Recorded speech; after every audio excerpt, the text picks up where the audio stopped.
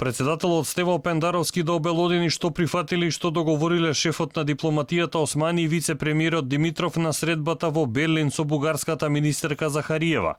Ова од шефот на државата го побара лидерот на ВМРО ДПМН Мицкоски, откако Пендаровски во телевизиско интервју рече дека на средбите со посредство на германските министри Мас и Рот бил изготвен заеднички текст за неколку точки. Го предупредувам и него. Идната влада на ВМРО ДПМН, концесиите на Зоран Заев, СДСМ и неговите концесии, нема намера да ги почитува.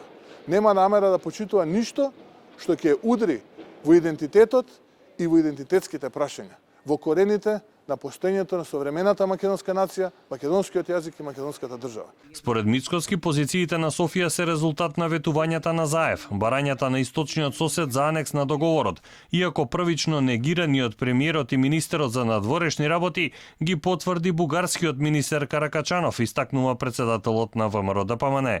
Ние сме сега доведени во еден ќорсокак, асимилација и интеграција или пак целосна дезинтеграција. Ние имаме црно-бели опции.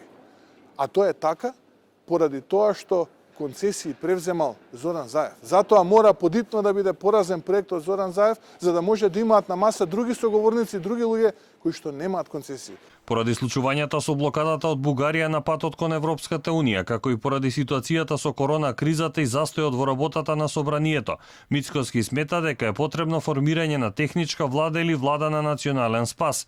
Исто така очекува соработката со опозицијските партии од албанскиот политички блок да кулминира со коалиција за редовните локални или следните парламентарни избори.